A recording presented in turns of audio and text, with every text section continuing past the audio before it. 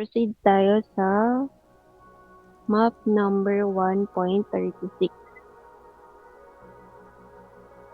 Yan. Itong ano na to, madadali lang din to. So, ang gagawin natin dyan is i-draw natin siya as 1 muna. Use e-tool. So, dito, start ka dito, hanggang dito. And then, i-box out mo siya. And then, ikakat natin using T-tool yung mga borderline. At dito ka mag-start din. Cut mo siya. Yan. Pag mag-cut ka, pwede rin na isang cut lang. Basta ilalabas mo yung point dun sa labas para hindi siya mag-error. And then here.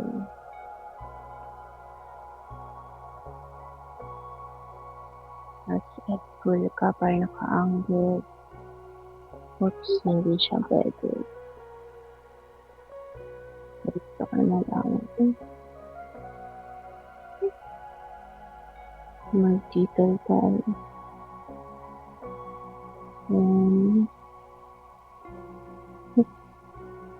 Iyak na kayo. Yan, then click here, then click dito. Basta kailangan ilalabas mo siya. Yan, para kung gusto mong madami na siyang cut. Yan. And then, eliminate mo to since ground to. Ito rin, pwedeng J-tool or X-tool para mag-repair ka. Yan. Oops. Hindi. Hindi siya mag-repair dahil magkatabi silang So, yan. E-tool na lang. Yan. And then, cut mo rin to. Itong block na to. Yan. Tsaka to.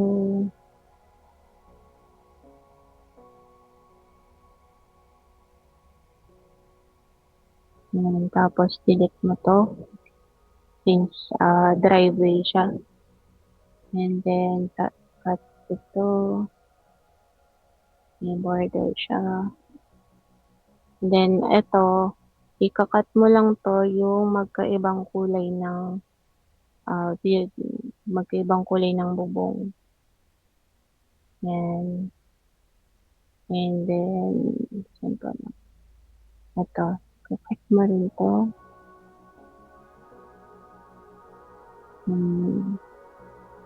Ito din.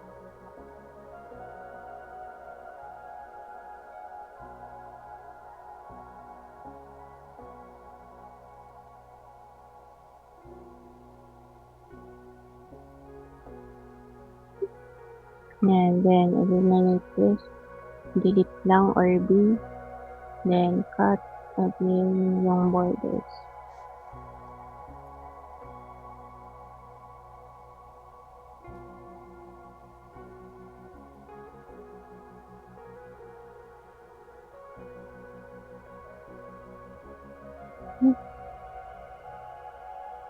Kung kamali ka, backspace lang.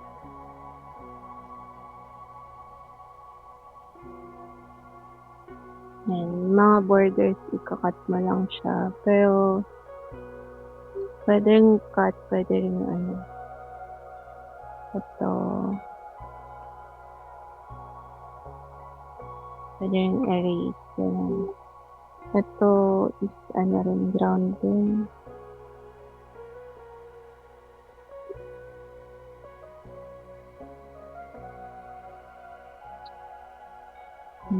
Delete. And cut. Since border siya ng building. Then cut din. Tapos, ipigroup mo siya. Ayan pa pala dito. Yan, tapos i-group mo siya. Press 4. Then, dito rin.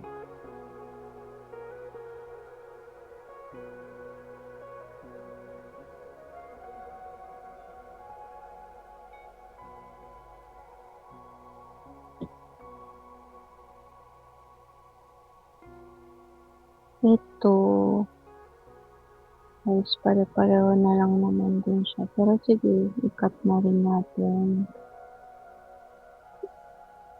lahat ng borders Cut na na lang. nakikita niyo sa ano. Opo. Yan. Dito, hindi na natin to kakat kasi magkakulay naman siya.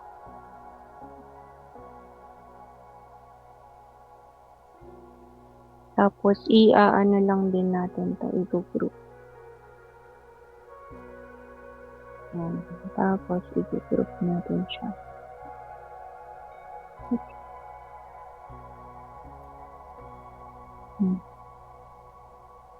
For mga dyan. Yan. Okay na siya. Okay na siya. Mm. Hindi na i-group, no? Yes. I-group mo siya para hindi mag-error. So, tapos na tayo sa map number 1.36. Next natin ay 1.30 natin. Yan. Itong mapa na to, lahat ng bahay ay na nakikita mo ay ilalabel mo. Yan. So, ganyan. Dito lang to lahat. Since residential to, no need to group.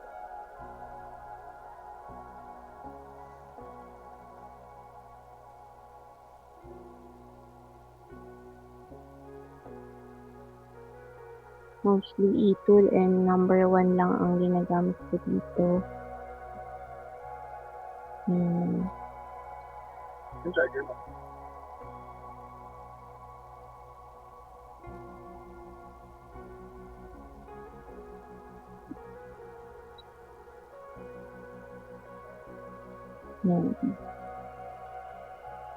Pag malabo at hindi mo matansya, ikaw nang bahala na siya sa mata mo na lang yan.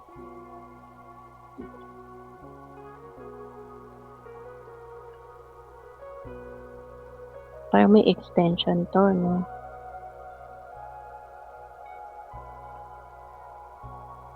Yan. Tapos yan.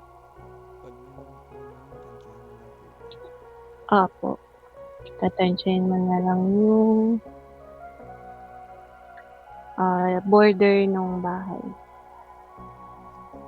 Pag medyo malaki yung backyard house, ito. So, try mo na lang din siyang i-label. Tapos, pagbalik na lang siguro ng map kapag pinatanggal ni checker. Pag pinatanggal ni checker, saka mo na lang siya tanggalin. Kasi medyo malaki naman yung backyard house. So, ito, yan. Backyard house. Ito. Cut na lang natin.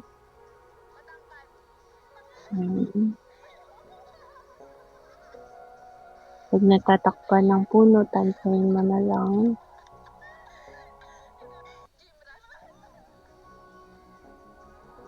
Yan. Kung ano lang yung nakikita mong border ng bahay. Yun na lang ang i-label mo.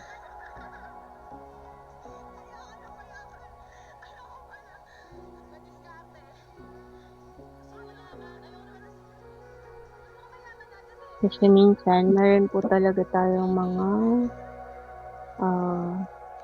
projects na sobrang sobrang labo.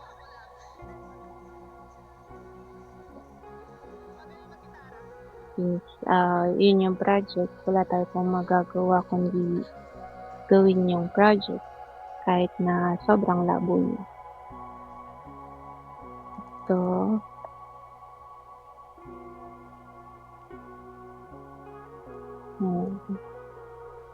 di ko alam kung extension to o extension na lang natin. So, ganyan.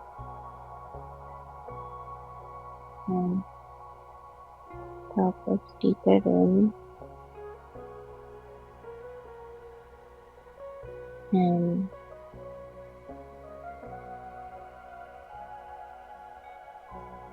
Use 1 para sa angle.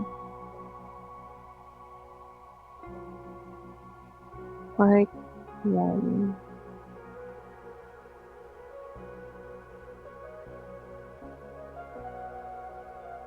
Then, ito rin ulit.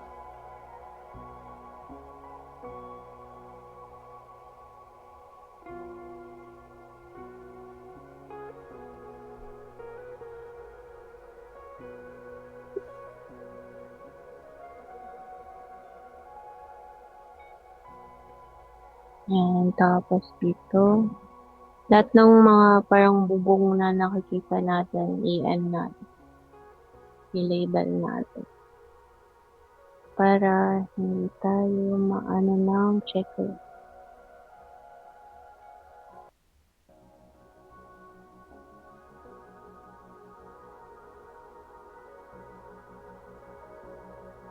Yan. Tapos ito. Tapos ito.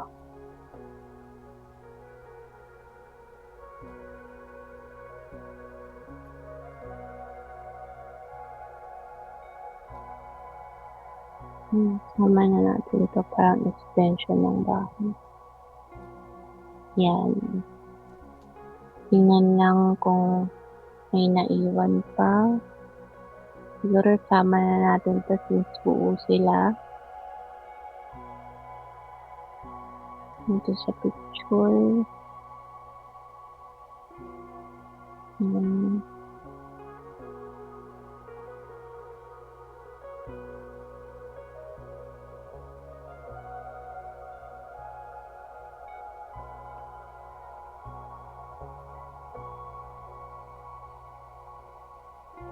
Ito.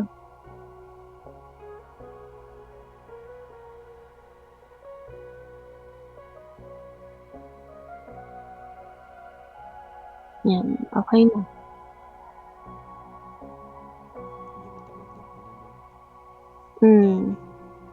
Ito, pwede rin tong isama kung papasama yan ng checker.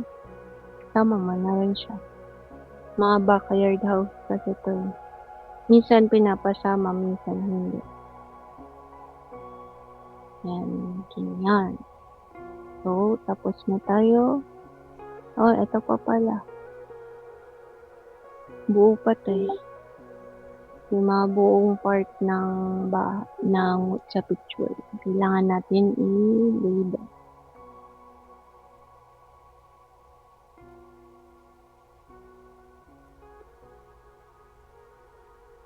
Yan. Okay. Tapos na tayo sa map number 1.39.